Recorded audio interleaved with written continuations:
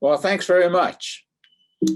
And I think, as most of you know, what we do through our office here at McGill is to separate sense from nonsense. And I can tell you that in the area of supplements, this is really necessary because there are a lot of snake oil salesmen out there. And what we really have to try to do is to get rid of the snake oil and replace it with proper science. Not always an easy thing to do because very complex world out there with all of these health supplements. I'm going to try to demystify maybe not all of it, but at least some of it for you here today. Well, first of all, let's just take a look at where we get these things. Well, you can go into a pharmacy these days, and of course, you see everything, vitamins, minerals, antioxidants of all kinds. And you'll see even more if you visit a health food store. So that's one place where you get these, but you can also get them online. And there are numerous manufacturers who sell their products online. And this is a real problem because, of course, these can be shipped from anywhere.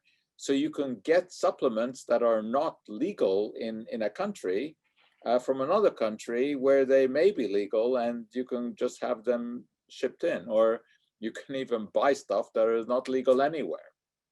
And then, of course, we have the multi-level marketing schemes, and numerous dietary supplements are sold like that. And here the idea, of course, is that you get people to sell the product who then get others to sell the products. And essentially, it's a pyramid scheme. And hopefully you make money on it. Basically, what they are really selling when they're selling one of these products is a chance to make money. That's really what they're talking about. And most of the time, a few people at the top will make some money, and then it kind of peters out because nobody buys the product just to have the product. They're just buying it to get in on the money-making scheme. Anyway, there are a lot of supplements out there in all of these diverse areas. The question, of course, twofold: are they safe and are they effective? And unfortunately, the information I can give you here is not all that comforting. For example, the Office of the Auditor General in Canada just put out a report about how Health Canada has been handling these natural health products. And as you can see, it's actually quite scathing. They are not properly handled. And we cannot rely on Health Canada to make sure that these natural health products are safe and effective. Similarly, in the US, we constantly see some reports like this one from the Preventative Services Task Force. And what they've just found is that vitamin E and beta carotene, which are widely marketed for cardiovascular disease and cancer prevention. And as you can see here, the conclusion is that there are really no benefits. So it's not worthwhile, at least for these indications.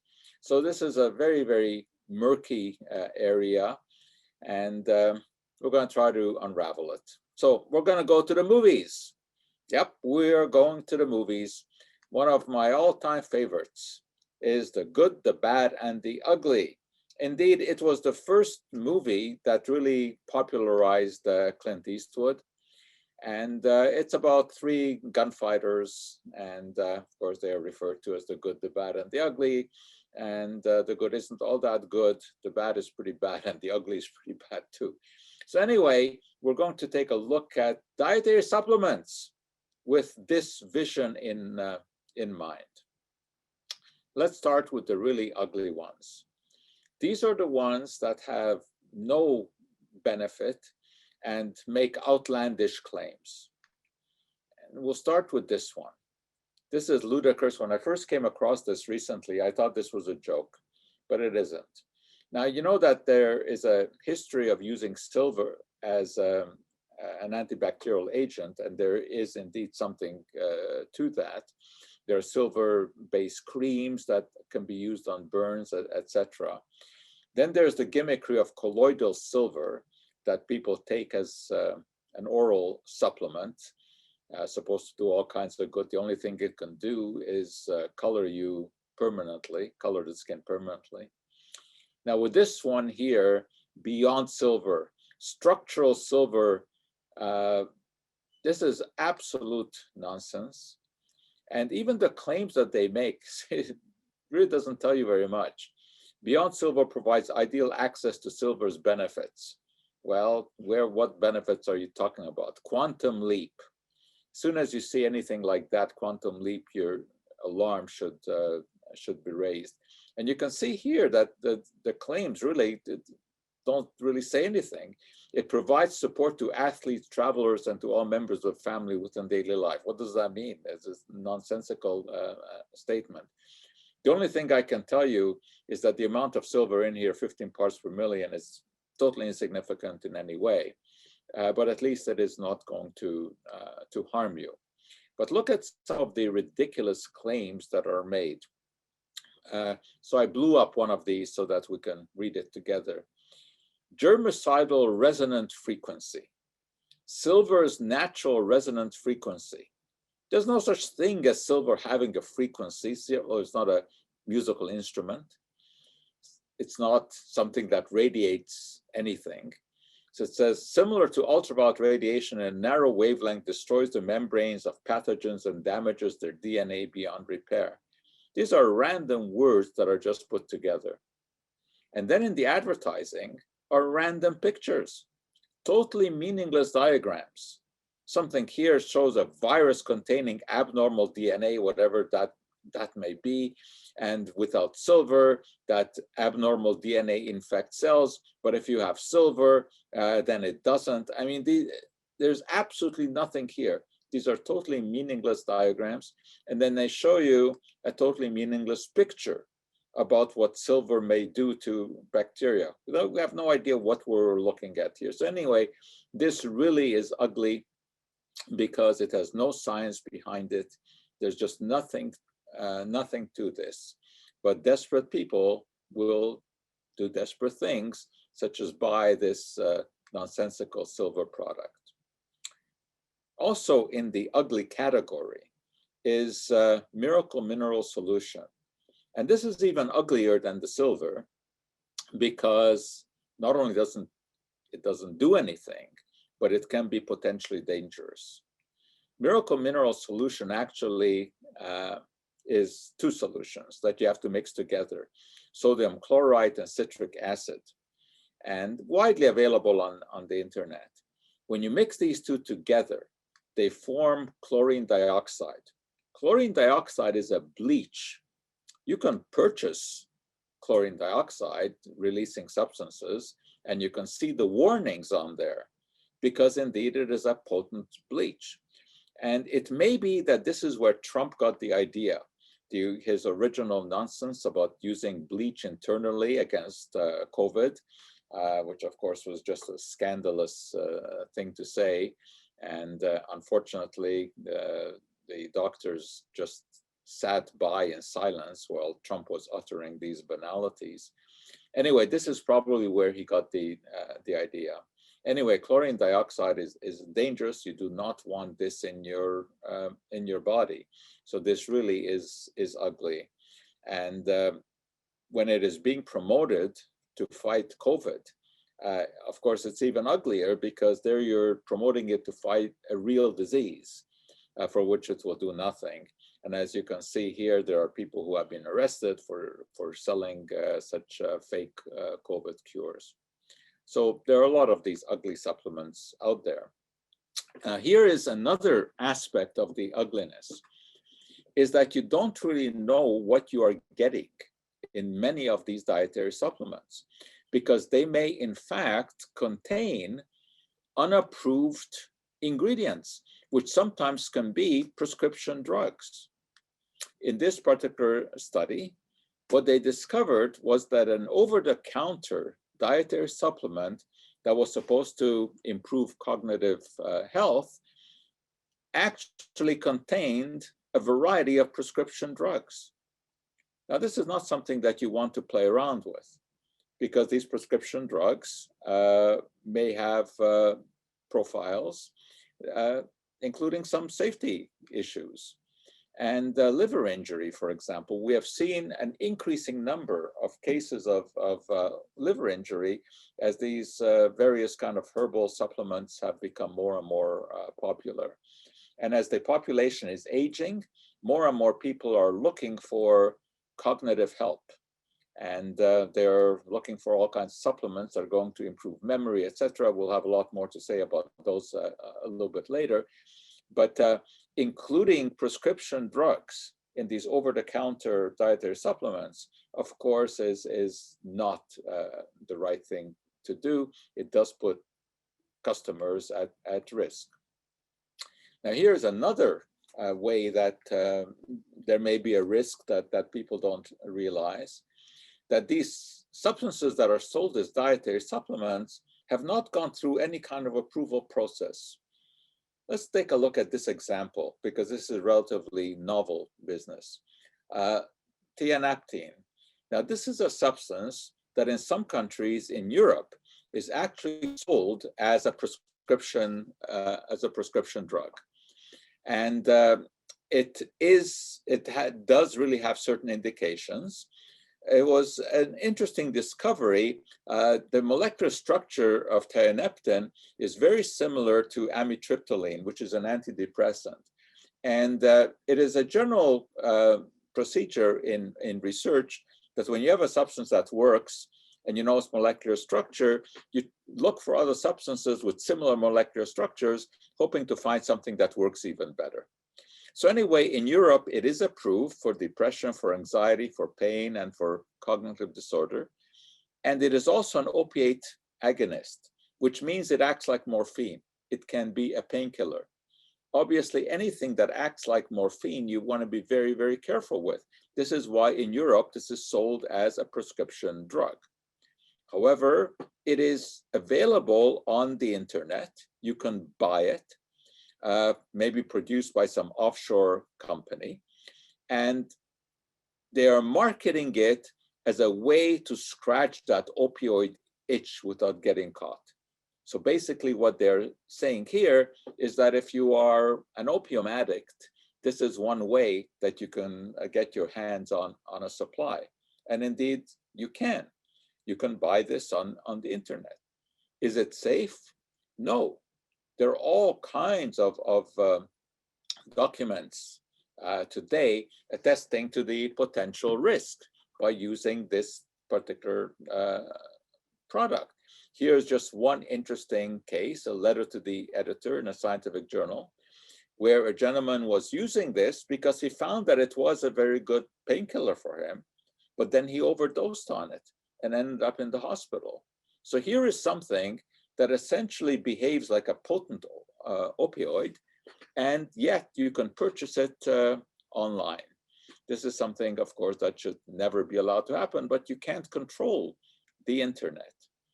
You can go online, you can buy it, you don't know actually what is in there, you don't know if the dose has been properly monitored, you buy it anywhere. In the US, you can go into a gas station and buy it. And as unbelievable as that is, you can get an opiate analog in a gas station, and nothing is being done about this. So those are pretty ugly things. The bad. Now here we get into somewhat of a different category. These are mostly supplements that just have no proven efficacy. So that's why I call them bad. They're not ugly enough to be dangerous as the ones that we have just looked at. Essentially, they're just useless, and the worst that will happen is that you will lose some money here. Let me start with a very interesting story on how I came across one of these. I get numerous emails every day, of course, and many of them ask me to look at some video, usually interminable. It will go on for 45 minutes to an hour until you find out that they want to sell you some product or some book or whatever. And I normally just delete these right away because I've learned that basically they're promoting garbage. But just as I was about to press the delete key on this email, I took a closer look at the screen, and my eyes came upon this sentence. All you have to do is avoid certain foods that contain a dangerous enzyme called diacetyl. As you can see, want to improve your memory and boost your brain power. That's what this is all about. And all we have to do is avoid this enzyme. Now, the reason that my eyes got stuck on this sentence is because diacetyl is not an enzyme. Now, as soon as I see something like this, I know that whatever this leads me to is going to be nonsense, because anyone who thinks that diacetyl is an enzyme doesn't know what they're talking about. Anyway, I wanted to see where indeed this would lead. The fact is that diacetyl is not an enzyme. Enzymes are proteins, they're biological catalysts. They speed up chemical reaction in the body. Diacetyl is actually a very, very simple molecule. Here it is. And it's a natural component of butter. And it has a butter-like flavor and a buttery aroma. There is an issue with diacetyl, because when it is inhaled in an occupational setting in high doses, it has led to a lung condition known as popcorn lung. Now, this applies to people who work with diacetyl in an occupational setting. These are the people who are making this butter flavoring to be used in popcorn and in other foods as well. And they have to take care, because inhaling this stuff is bad for the lungs. But that has nothing to do with eating this in small doses on popcorn. That is not going to give you popcorn lung. So this is an occupational hazard, that much is true. But furthermore, it has nothing to do with getting into the brain and impairing your memory. So I don't even have any idea where that comes from. Anyway, down the rabbit hole I went, and looked a bit closer, and I wanted to see where this silly information was coming from. So there it is, coming from brain health specialist and NASA scientist, Dr. Sam Walters. Ah, hey, that sounds pretty good. A brain health specialist, someone who's also a NASA scientist. I thought I better look into this, because how would someone like that make such a mistake calling diacetyl an enzyme? I mean, anyone who's at all scientifically inclined would not make this mistake. So I start looking into this. So I do find Dr. Sam Walters, because he has quite an extensive profile on the internet. And so I wanted to know, how does a doctor make such a mistake? Well, it turned out that he's not exactly a doctor, at least not a medical doctor. He's a naturopath. And of course, as soon as I see that, the red flags go up, because I know the training that naturopaths have, and I know that it is nowhere near what medical doctors have, and that they mostly try to sell supplements. And of course, the whole concept of naturopathy is based on the false notion that nature can cure every disease.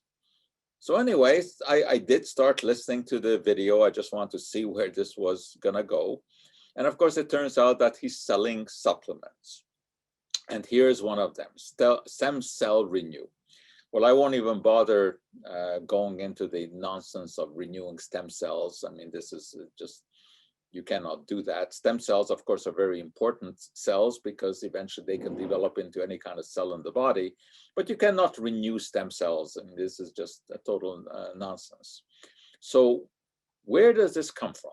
So I keep listening to Dr. Walters, and he directs me to Bapan, which is a small village in China that has come to be known as the Longevity Village, because apparently there are many people there who are very old, and many centenarians.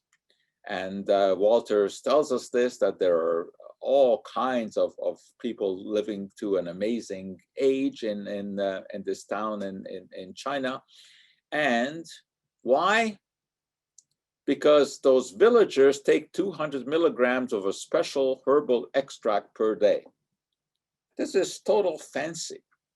There is absolutely no evidence that these people are taking any kind of supplement. That's not what they do in these remote villages in China. But of course, this is a supplement that he is selling. And it's a blend of resveratrol, which is the stuff that we get in red wine. I'll have a little bit more to say about that later. And you have wild blueberry powder and goji juice extract and ginkgo biloba, etc. There's absolutely no evidence that this supplement is being taken by some villagers in China. That is total nonsense. What we do know is that they have a diet that is mostly vegetarian, that for sure. They eat fish quite a bit. They don't eat any meat, or hardly any meat.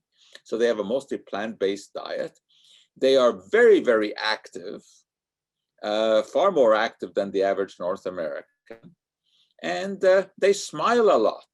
They have a good attitude towards life. This is very interesting, because there are studies that show that people who smile a lot actually live longer. A fascinating study about baseball players and the photos on their cards. And this takes us back to 1950s, when these researchers looked at baseball cards that were produced in 1950, the players who were active then, and they put them into categories of either smilers, non-smilers, or moderate smilers, and they looked at how long these players lived. And it turned out that the ones who were smiling in their pictures lived 7 years longer. Now, of course, it's not because of the smile per se, but maybe it's some insight into the attitude they have towards life, that they take things easier. They're not buffeted about by the waves that drown so many people in life. Interesting. So anyway, these people in China, in this remote village, eat a mostly plant-based diet. They exercise a great deal. They have a nice outlook on life. They tend to not to get too serious about anything. And that probably accounts for their longevity. And there's, of course, zero evidence that they take any kind of dietary supplement. And furthermore, Walters, although he implies that he discovered this phenomenon of longevity in China, even that is not true. A book by Dr. John Day precedes anything that Walters is saying. He's the one who actually first noticed that there were an unusual number of centenarians in this particular province in China. Anyway, Walters doesn't stop with the stem cell renew business. He tells us that today there are all kinds of people who are flooding to this area of China, which is true. And indeed, there are hotels being built and all, because people think that this is where the fountain of youth is. And he goes on and says that, once again, it's because of the supplements that they're taking.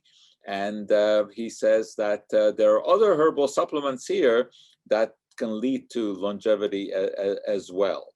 And he tells us that we can wake up our sluggish brain cells and enjoy mental focus without harmful pills. We can turbocharge our brain. And of course, he has exactly the product to do that.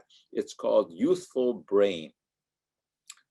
Of course, he gives us evidence. Well, what kind of evidence? There are a number of herbal extracts in this product. As you can see, there's BACOPA, MONNIERI, GINKGO, BILOBA. Those are ones that are very popular. And he gives us the evidence. What's the evidence? He said, just take a look at Tibetan monks who have unbelievable memories. First of all, we don't know that Tibetan monks have unbelievable memories, but says it is because they constantly are eating an extract of the BACOPA MONNIERI plant. First of all, I can't find any evidence that this is a particular feature of the diet of Tibetan monks, or that Tibetan monks have any kind of amazing memory. But this is the argument. And then we go to elephants. As Walters tells us, elephants have very, very good memories. Well, there may be something to that, although it's questionable, because there isn't a great deal of scientific evidence, but suppose that elephants have memories. So he says it is because their favorite tree from which to feed is the ginkgo biloba tree. But first of all, I don't know it is true that this is the elephant's favorite tree. In fact, I don't think that it is. But just because the elephants eat the leaves of the ginkgo biloba tree and have good memories does not mean that some kind of extract of ginkgo biloba is going to have any effect in people. But this again is what he is selling. But note the small print on the bottle. These statements have not been evaluated by the Food and Drug Administration. This product is not intended to diagnose, treat, cure, or prevent any disease. So then why would anyone want to take it if it's not intended to diagnose, treat, cure, or prevent any kind of disease? The answer here, of course, is that there's no reason to take this because there's absolutely no evidence here. Similarly for Prevagen, this is a very, very widely promoted supplement these days.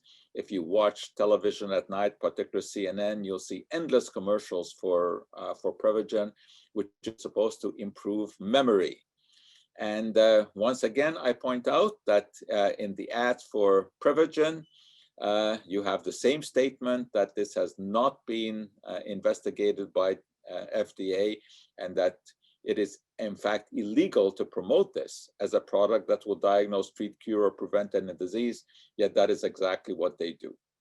Now, in the case of Prevagen, the promoters say that it includes a substance that is isolated from the jellyfish. Now, I don't know why anyone should think that just because something is isolated from the jellyfish, it should be beneficial. But this is playing up this idea that nature knows best and that natural substances must somehow be beneficial. So they say that it contains this calcium binding protein, which is also found in jellyfish, and that this is what improves memory. Well, the first thing to understand that this compound, which indeed is found in jellyfish, which is a so what, but it is found in jellyfish, but it gets degraded in the digestive tract. So even if you would eat it, it would not get into the bloodstream. And furthermore, it isn't actually extracted from jellyfish. Although it could be, it is found in jellyfish, but it's far too laborious to extract it from there, so it's made synthetically in the lab. Now, not that that makes any difference, because what matters is what it is, what that chemical is, not what its ancestry is. And this is where the problem comes in.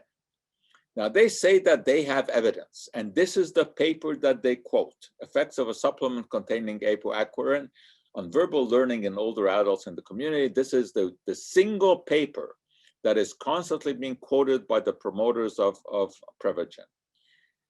When you read this paper, it says in the paper that the results were no better than placebo. That's what it says in their paper, because this was funded by Prevagen. So how can this memory supplement that had shown it to be no better than placebo still be advertised as effective? Because this is where they start doing some imaginative, what we call data mining or post hoc analysis.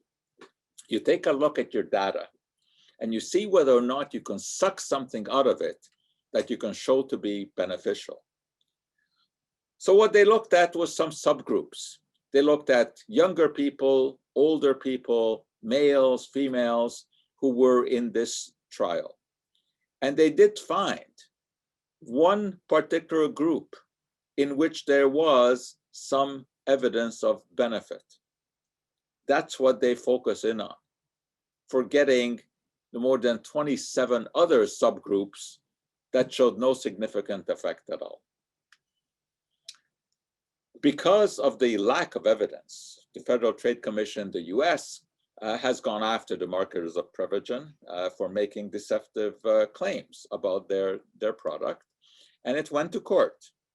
There were all kinds of claims against the company, and these are still ongoing, all kinds of class action lawsuits, some of which have already been settled. So people got their money back, which of course was a lot of money that the company had to return. But the product still sells very well. So even though they've settled these class action lawsuits and more are being mounted against them, they still keep advertising and they still keep selling and they still keep paying the fines because it is still worthwhile for them. And it's sold in health food stores, it's sold in pharmacies. There's just no scientific evidence that Prevagen will improve memory. All kinds of other stuff, of course, that you can get in health food stores, pharmacies without any evidence. And here's another very interesting one. This is a secretagogue. Now, let me give you the history here about where this idea comes from, that this could be beneficial. We go back to 1990, and a paper published in New England Journal of Medicine, which is one of the most highly respected medical journals in the world, about human growth hormone. The human growth hormone is produced in the body by the pituitary gland, and it is produced in pretty significant doses as the body is building, that is from infancy through childhood, and its production winds down as we get older. So the question was, perhaps supplementing with growth hormone may be of some benefit. This was a reasonable idea. And that's what the researchers did. So they injected human growth hormone. In those days, this was something that was isolated from the pituitaries of cadavers. And they had about a dozen and a half elderly gentlemen who were willing to be volunteers, who were injected with the human growth hormone.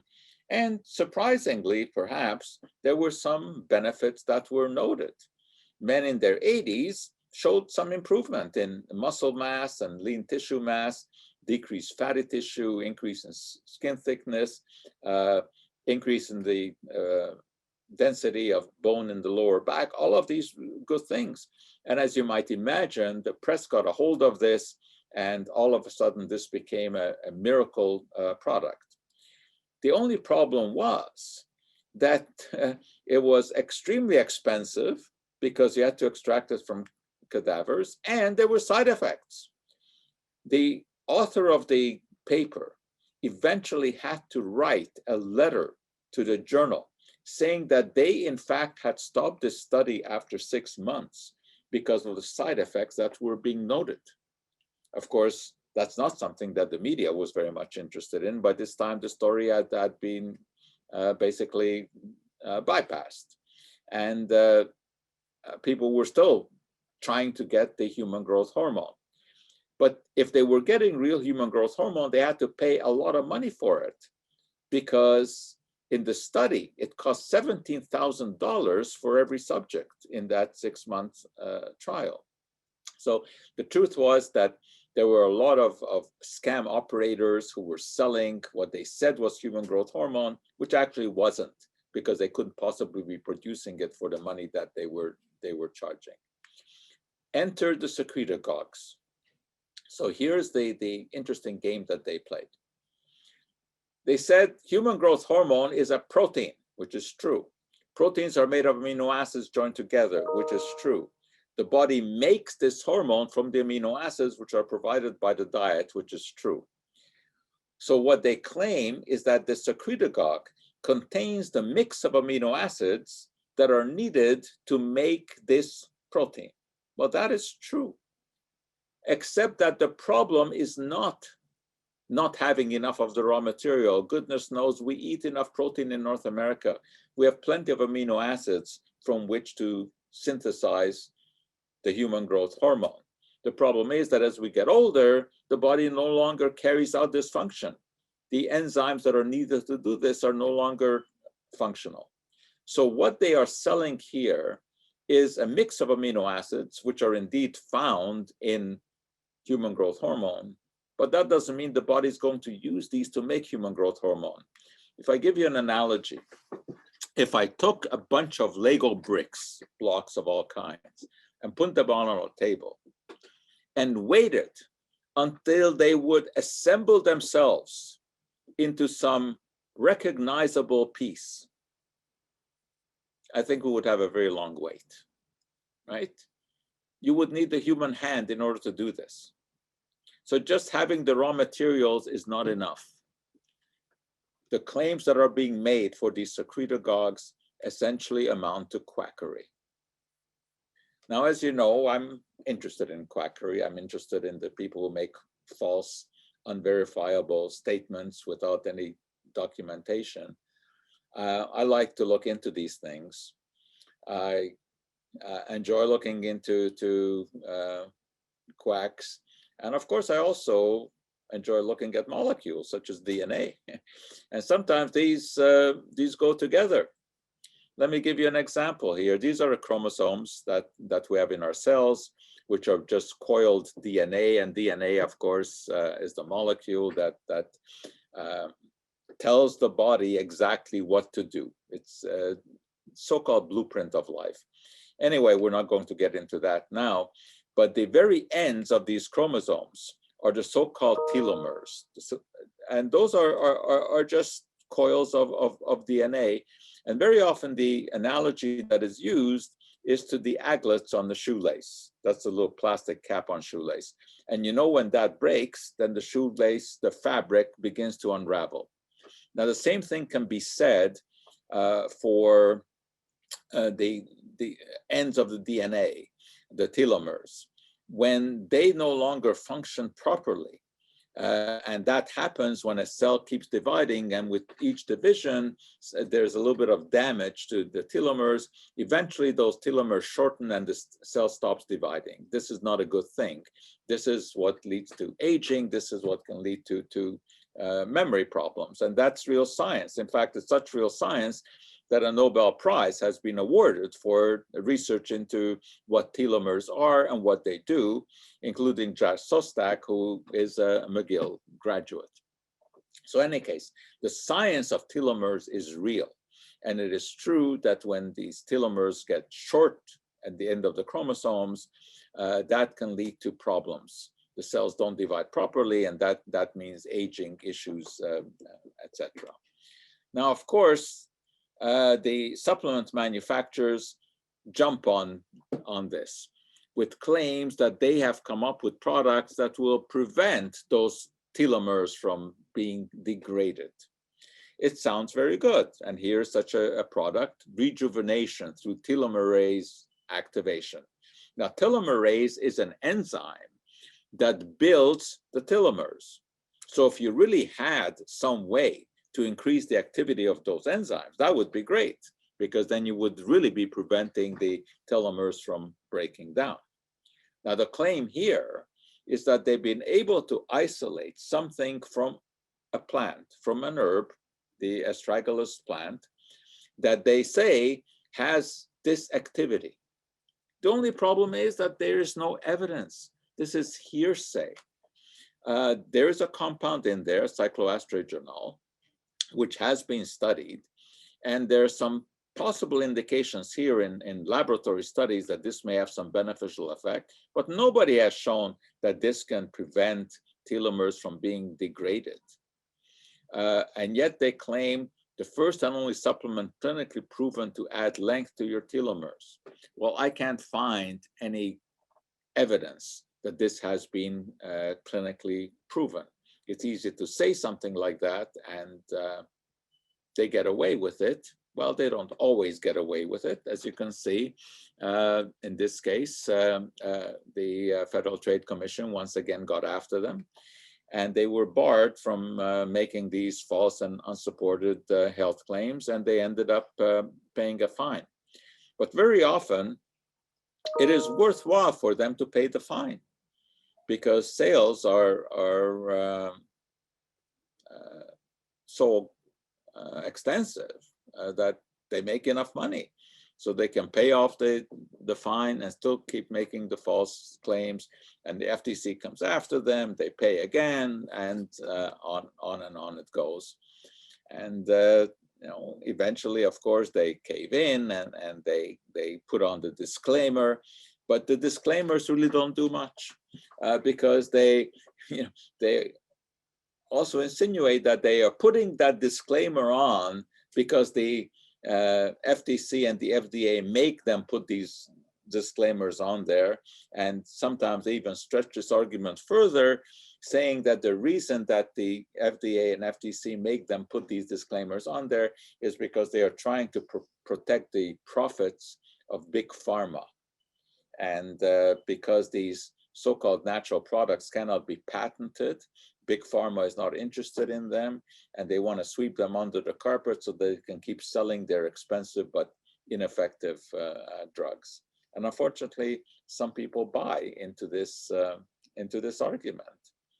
The fact is that there is just no supporting evidence that the product that we were just looking at there has any effect on telomeres. What we do have evidence for is the price, which is staggering. $744 is what you have to pay if you want the illusion of your telomeres being lengthened, because as I said, there's no evidence that it actually does that. As you can see, you sell enough of this at that kind of a price range, you can afford to pay the fines. There are many, many other such supplements out there which charge outrageous amounts. One of those are the chlorophyll supplements. And there are many, many of these. Look at the price here. Not quite as high as the one we just looked at, but pretty high, $196 for this small bottle. Contains chlorophyll.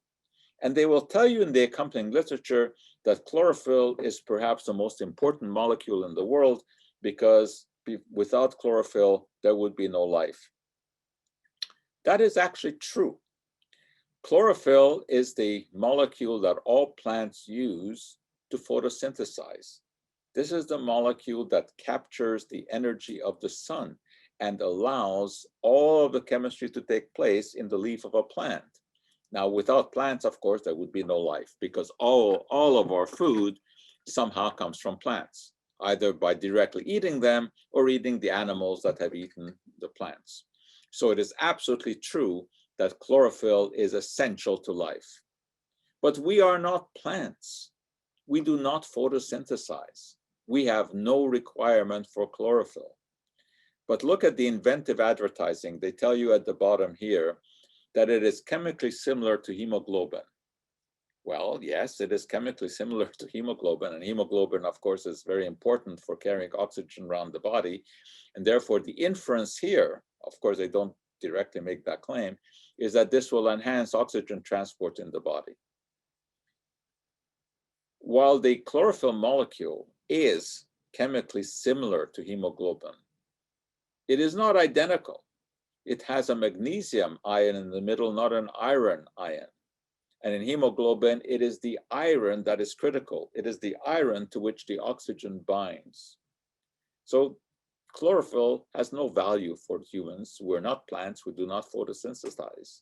And paying $196 for something that is critical to plants makes no sense for the human body. All right, but I don't want to leave you thinking that there are no beneficial supplements. There are some. You've heard a lot recently about zinc. Zinc is a mineral that the body really does need. It is part of a large number of enzymes. However, it's very unlikely in North America to have a deficiency because zinc is found in so many foods. It's found extensively in meat. But people are taking some zinc supplements these days because there are some studies that have shown that people have low levels of zinc in their blood are more susceptible to contracting COVID-19. But what also needs to be said is that there are very few people in North America who have low levels of zinc because of the pretty varied diet that we have. Also, I think it needs to be pointed out that while a little bit of zinc is good, more is not better. We need just the right amount. Zinc deficiency, indeed, can be linked to reduced immune function. But interestingly enough, zinc excess is also linked to depressed immune function. The maximum supplementary dose, I think, that should be taken is about 50 milligrams. Nobody should be taking more zinc than that, because then you start to get into the harmful range. But so far, the evidence is that people who have exceeding low levels of zinc in their blood, which would be very unusual in North America, are more prone to get COVID-19. And this is what has generated the massive sale of zinc supplements. So when we look at the scientific literature, indeed, we do find that lower levels of zinc in the blood are associated with the increased risk of death in patients. But again, this is an association. And another little warning here is that associations do not prove cause and effect. It may be that people who have low levels of zinc in their blood differ also in other ways from people who have normal levels, and it may not have anything to do with the zinc. It may be that they just have an overall poorer diet, or maybe they are less active, or maybe they are taking some medication that lowers the zinc levels. So just because we have an association doesn't mean that it is cause and effect, doesn't indicate that we should be taking zinc supplements. But at least this is not total nonsense, because zinc is an essential nutrient for the body. And if someone really does have low zinc levels, as measured by a blood test, it may make some sense to take a zinc supplement.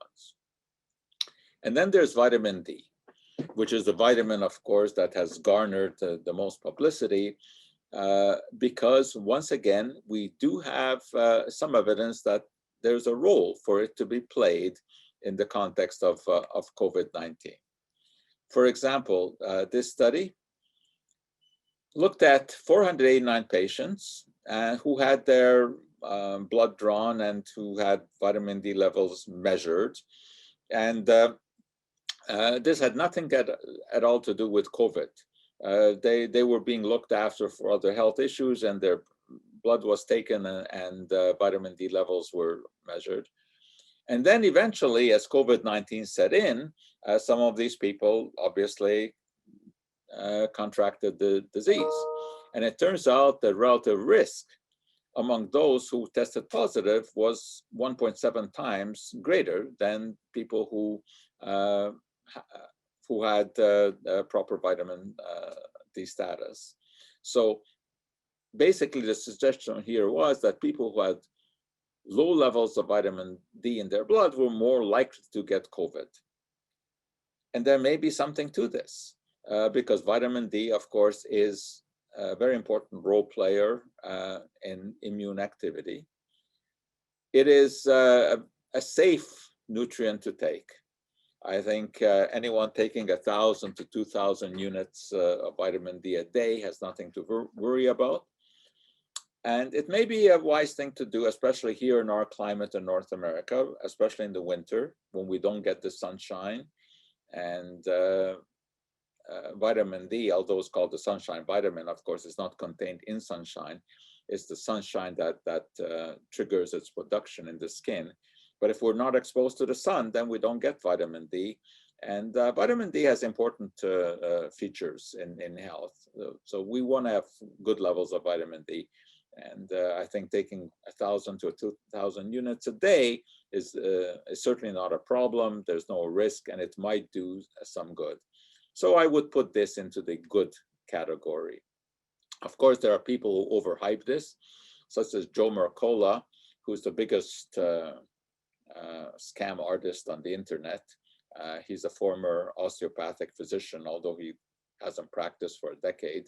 But he's built an empire on the internet selling all kinds of bogus supplements.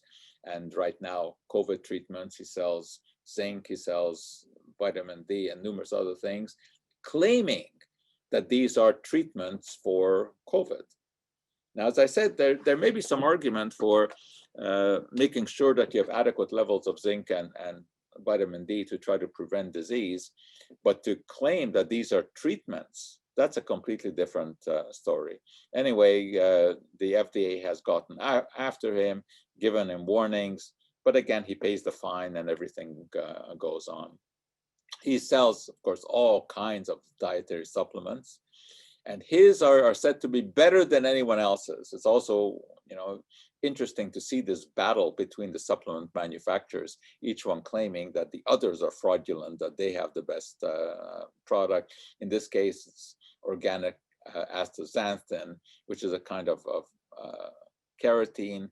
Again, there's no evidence that his is any better than anyone else's, or that it is worthwhile to take any kind of astaxanthin tablets at all. We just don't have any science upon which to base such a recommendation. Of course, herbal remedies are very big in the dietary supplement business, because people have the idea that there's magic in these herbs. And just because they have long been used in Ayurvedic medicine or in traditional Chinese medicine, that they must be good, because the ancient Chinese couldn't have been wrong. They were wrong about most things, but not necessarily everything. There certainly are some herbal remedies that are worthwhile taking a look at. The roots that you're looking at here and the powder that can be obtained by grinding them and put into capsules come from the ashwagandha plant. And this is a plant that grows extensively in Asia. And indeed, it has a long history of use in Ayurvedic, which is the ancient Indian medicine, and also in traditional Chinese medicine. There are a large number of studies that have been done on ashwagandha. And again, let me point out that the idea of using compounds that come from plants for medicine is a totally valid argument, because there are many compounds that we use that originate in plants. Vincristine, for example, which is used as a cancer treatment, comes from the Madagascar periwinkle. The autumn crocus gives us colchicine, which is used for gout. Morphine, of course, classic painkiller, comes from the opium poppy. Digitalis comes from the foxglove plant. So of course, there are plant compounds, but these are isolated and purified so that the exact dose to be used can be determined. Anyway, there is some scientific literature on ashwagandha. We know that it contains some physiologically active compounds, and these actually have been identified, and there they are. We know their molecular structure. And there are some studies that have been done using extracts of this plant. And you see that some of them lower serum cortisol, that's the stress hormone, reduce anxiety, improve sleep. Now, I would not say that the evidence here is ironclad, but at least we have scientific studies. And these are in the peer-reviewed literature.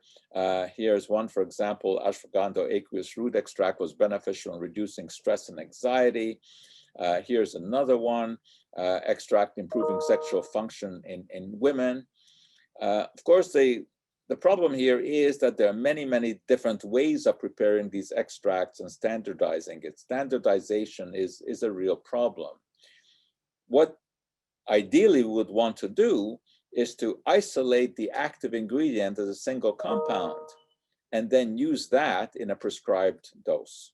Then we might want to raise a glass of wine to ashwagandha and celebrate it as a medication that actually works against anxiety, improves sleep, or whatever. We're not quite there yet, but neither should we dismiss ashwagandha, because there's let's just say there's enough smoke there for there to be some fire. What about this red wine? Well, red wine contains a compound called resveratrol, which of course has been in the news a great deal, because it too is supposed to have some rejuvenating effects, and it has been marketed in supplements. Now here there's some real legitimate science by Dr. David Sinclair, who is a really well-known Harvard scientist who has done a lot of experiments with resveratrol. And his major discovery was that this compound can activate a gene that codes for a set of enzymes called the sirtuins. And these do play a significant role So you can see in the repair of DNA and aging, this is good stuff. Okay. Now, the experiments that he has done are very interesting. For example, he has put mice on a standard diet, put some on a high-calorie diet, and put some on a high-calorie diet and supplemented with resveratrol.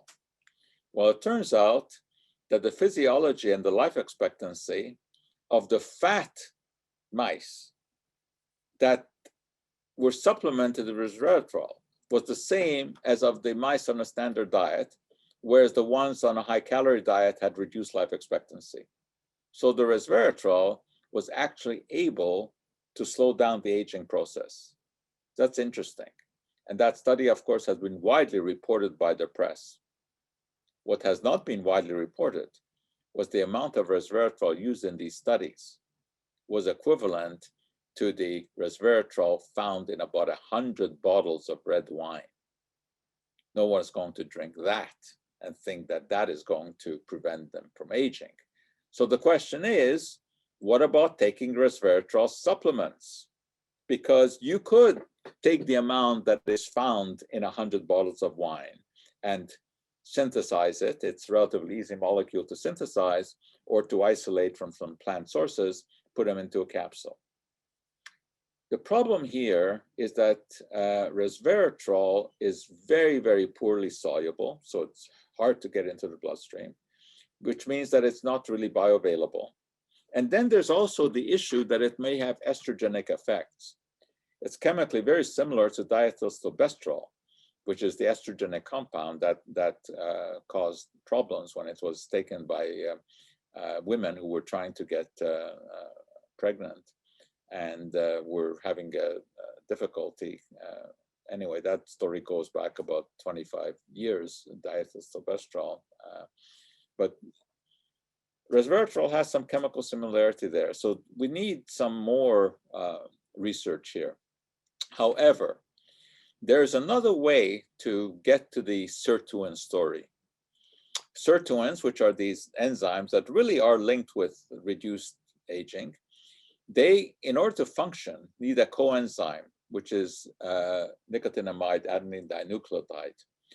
Now, that is something that is available as a supplement. It's actually in two forms. You can get it as NMN, or you can get it as nicotinamide riboside, which in the body converts to NMN. So these are the precursors for the molecule that I just talked about. And we can show in human trials that actually it does increase the levels in the blood. But so far, nobody has shown clinical benefits. But in theory, this should be able to increase sirtuin concentrations, which should be beneficial. But there's a much easier way to increase sirtuin concentrations.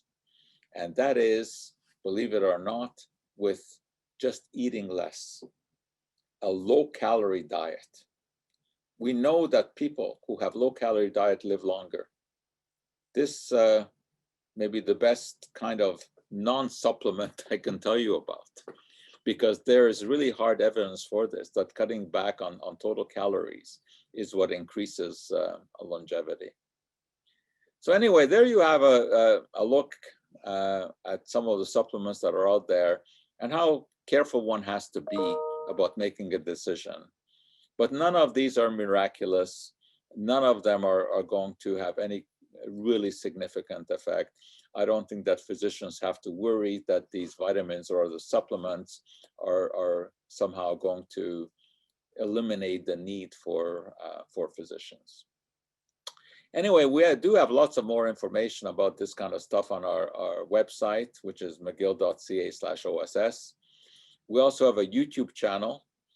We produce a bi-weekly program, a webcast called The Dose of Science. And you can go on youtube.com and see all the previous ones. We'll be producing another one this week. And you can sign up for our free newsletter also by going to website. And of course, you can always email me as well if you have any kind of questions. So that's it for today for our story about supplements. And if anyone has any questions, we can try to handle them.